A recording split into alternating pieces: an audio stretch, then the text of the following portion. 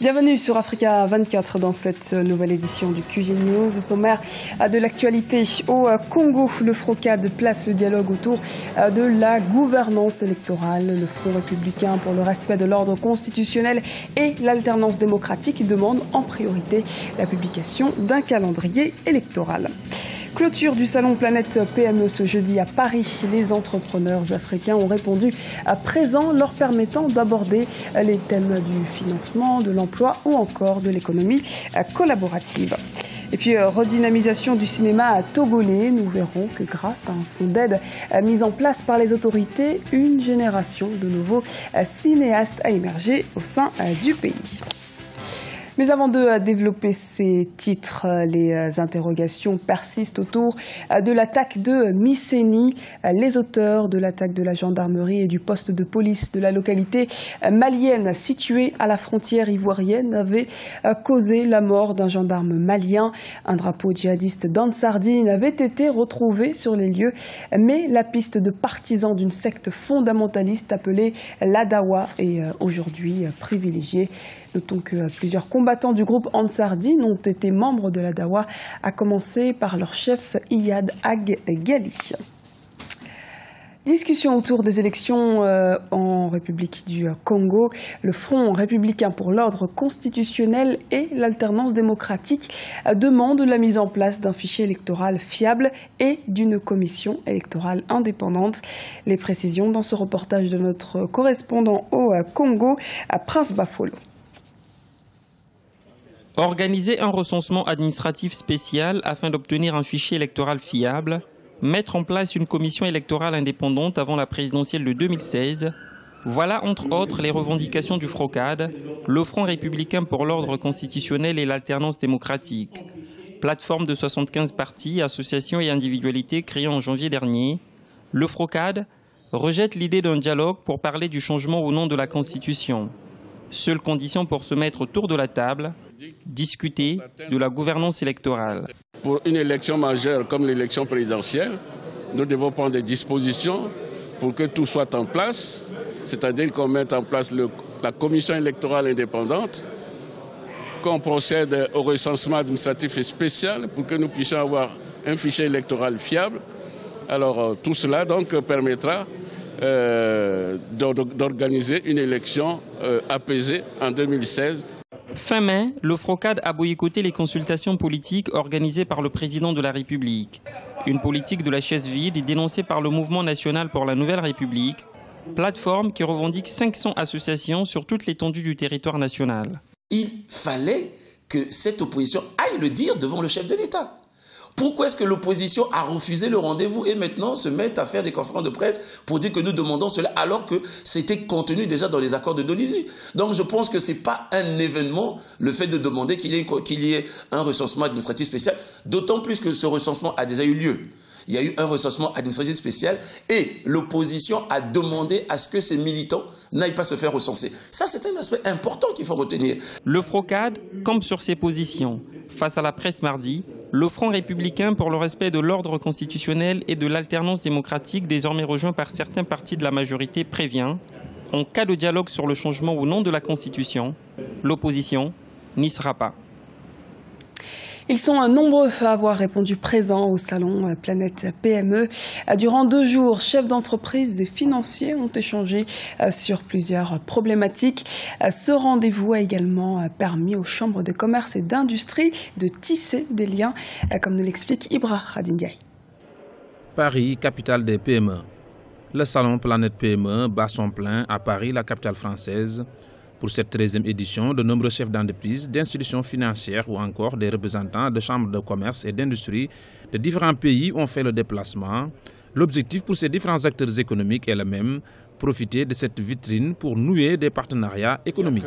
La constitution même du mouvement patronal ECAM, c'est la PME. Et partout où on parle des problématiques et des questions liées à l'environnement de la PME, nous avons le devoir d'y être.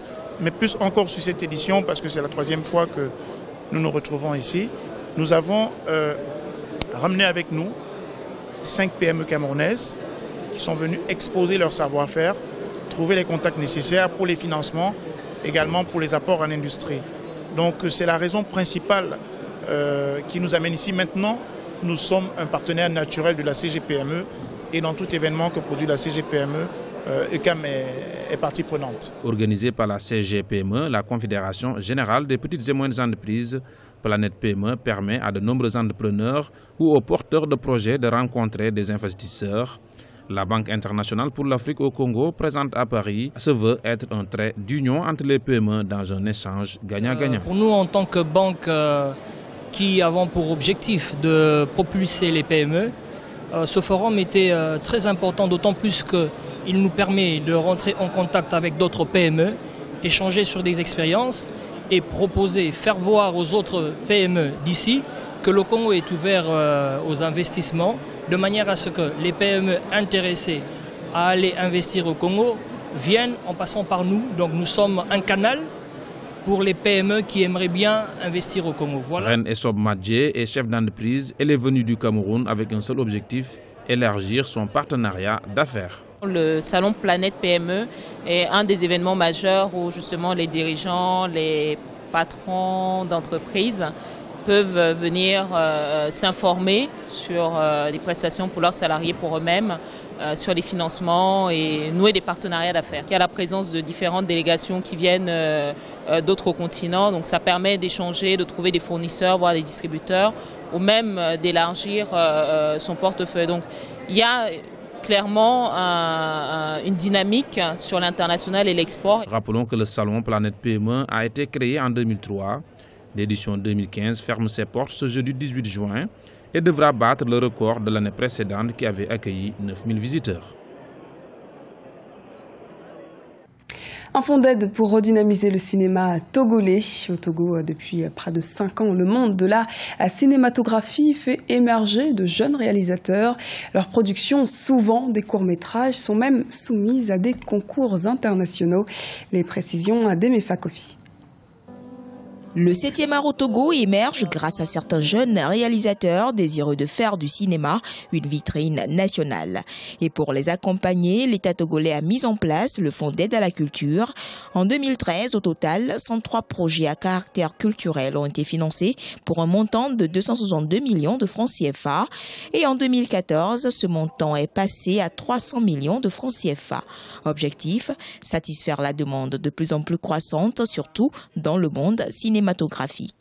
J'ai espoir que le cinéma togolais va en grandissant. Pourquoi je le dis? Je prends à témoin le directeur national de la cinématographie qui nous a fait honneur d'accompagner un certain nombre d'artistes au Clap Ivoire. Et je vous assure qu'ils ont remporté 6 prix sur 10 mis en jeu en Côte d'Ivoire, et dont le meilleur prix remporté par Joël Tchédré. Et voici le jeune réalisateur Joël Tchédré. Il est l'un des producteurs qui fait la fierté de son pays. Quand j'ai eu envie de faire le cinéma, je suis d'abord passé par une école de cinéma au Bénin et j'ai eu la chance d'enchaîner par plusieurs formations qui m'ont amené un peu au Sénégal, un peu au Niger et puis après en France. Aujourd'hui, nos productions sont beaucoup plus tournées vers des films documentaires parce que nous, on se dit que c'est quand même un domaine qui reste encore à exploiter parce que on n'en fait pas beaucoup et quand on en fait, c'est pas aussi de la qualité qu'il faut. Le Fonds d'aide à la culture est une institution de l'État. Dans sa quête pour une véritable éclosion du cinéma au Togo sont associées quelques initiatives privées. Le but est d'être à même de concurrencer les productions internationales. Aujourd'hui encore, quand vous allez dans les grandes rencontres cinématographiques, que ce soit dans la sous-région ou à l'international, vous vous rendez compte que les productions togolaises sont très rares. Et aujourd'hui, par ce biais-là, nous pouvons quand même apporter ou aider à apporter le cinéma togolais à l'échelle internationale. Le soutien financier du Fonds d'aide à la culture au cinéma, même s'il est non négligeable, se révèle insuffisant. Beaucoup de réalisateurs, en raison des moyens financiers limités, s'intéressent aux courts-métrages. Le défi pour ces jeunes réalisateurs est de produire également des longs-métrages de qualité. Et avant de clore cette édition, nous recevons sur ce plateau Alain Djibadé. Il est directeur d'Akajou Communication au Bénin. Bienvenue et merci d'avoir accepté notre invitation, Monsieur Djibadé. Merci, bonsoir, bonjour. Monsieur Dibadi, dites-nous, on vient de voir qu'au Togo, le 7e art tente de se faire une place, ou du moins à travers des fonds d'aide qui ont été mis en place par les autorités. Comment cet art se dynamise, lui, au Bénin? Je pense qu'aujourd'hui, le cinéma est en train de grandir à grands pas en Afrique. Je crois que déjà, le Togo qui évolue de cette manière. Le Bénin aussi a commencé cette grande réalisation des téléfilms africains aussi. Par exemple, au Bénin, je me rappelle un peu pour une série que les Béninois ont pu réaliser, Héritage, qui est passé quand même sur des grandes chaînes étrangères, mais jusqu'en Europe ici. Et je pense qu'aujourd'hui, le Bénin est en train de suivre les pas du côté du Nigeria, côté que vous voyez des grands téléfilms qui se passent au côté du Nigeria, qu'aujourd'hui, les Béninois commencent à se mettre aussi du côté de la culture. Et vous, avec l'agence Acajou Communication, c'est ce que vous tentez un peu de faire, mais par quelle stratégie vous allez vous imposer? Parce que vous comparez au cinéma nigérien, c'est une grande ambition. C'est une grande ambition, mais je pense que le Nigeria est juste à côté de nous, on a même les mêmes cultures. Donc je pense qu'aujourd'hui, Acajou Communication est en train de faire un mélange des Siembeuses avec des Ivoiriens qui ont vu même des téléréalités, des films de téléréalités aujourd'hui pour comprendre que la Côte d'Ivoire, le Bénin, le Nigeria, le Togo, c'est le même esprit qu'on a tout le temps. Donc nous pouvons réaliser et faire des choses ensemble. Mais les Béninois ont commencé à comprendre qu'il faut faire des séries, des téléfilms qui sont bien vendus à l'extérieur. Donc je pense que nos cultures, il faut les vendre aussi à l'extérieur pour comprendre que le Bénin est en train de grandir et faire connaître la culture du Bénin pour que les Béninois comprennent au moins qu'on a beaucoup de réserves de culture chez nous au Bénin. Et justement, pour faire rayonner cette culture béninoise, vous envisagez de créer des émissions de télé-réalité au Bénin qui sont très peu existantes actuellement. Quelques pistes à ce sujet. À quoi doit-on s'attendre finalement? Bon, les téléréalités, ça se passe très bien dans les autres pays à côté, mais là, je pense que les téléréalités, nous avons envisagé pendant les vacances qui se passent d'ici dans quelques 2 mois, avec un réalisateur ivoirien, John Kaye, qui a voulu quand même se mettre ensemble pour faire quelque chose ensemble, pour faire une téléréalité pour le Bénin, pour faire vivre un peu nos artistes, nos comédiens et tout ça, pour qu'ils puissent vivre, au moins les Béninois puissent suivre la télé et être un peu dans l'ambition de vous. Ils se reconnaîtront réellement dans cette télé-réalité, parce qu'il y a beaucoup de scénarisation. Oui, c'est vrai, mais à petits coups, ils vont suivre les pas et ils vont essayer d'en prendre des coups, parce qu'aujourd'hui, je pense que les télé-réalités, on en voit dans les autres chaînes étrangères beaucoup, mais pourquoi pas le Bénin, l'Afrique peut quand même arriver à cette étape. Donc je pense que cette innovation de télé-réalité au Bénin va se réaliser, et grâce à des professionnels qui seront autour de nous pour nous accompagner pour que les Béninois suivent cette marche en fait de télé-réalité. Autre piste également pour faire rayonner toujours cette culture béninoise avec Acajou Communication qui s'associe à Gaou Production de Magic System, les Ivoiriens, pour dénicher de nouveaux talents. Ça c'est surtout au niveau de la production artistique. Dites-nous en un peu plus, monsieur Abidjan. Je pense qu'aujourd'hui la musique doit grandir, la musique vend son image, la musique fait grandir les pays. Vous voyez Magic System aujourd'hui qui fait de grandes choses. Et ils ont voulu aussi aider les pays qui sont un peu à côté, quand on parle du Bénin, du Togo, du Burkina.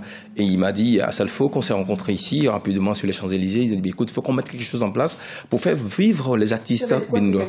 Mais c'est quelque chose, c'est quand même une production pour faire produire des artistes, les artistes en herbe qui pourront quand même grandir. De tout horizon ou spécifiquement béninois? Non, pas forcément béninois. Il veut quand même étendre donner la chance aux artistes aussi africains, que ce soit béninois, togolais, mais là, le Bénin aura quand même une part de faire comprendre, au moins faire vivre la musique béninoise, faire produire les artistes béninois, au moins à l'échelle d'ici en Europe. Vous voyez ces gens de co comme Magic System, qui est dans les grandes chaînes, qui font des grandes choses. Ici, ils sont comme des grands stars. Même en Afrique aussi, on les connaît bien. Les artistes, il y a beaucoup de talents qui sont cachés, que nous allons les dénicher pour quand même les faire connaître. Merci beaucoup d'avoir répondu à nos questions. Monsieur Dibadi, je rappelle que vous êtes directeur d'Acajou Communication au Bénin. Merci beaucoup, madame. Ce journal a été réalisé par l'ensemble de la rédaction. Merci pour votre fidélité. À retrouver dans un instant une nouvelle édition de l'actualité sur Africa 24.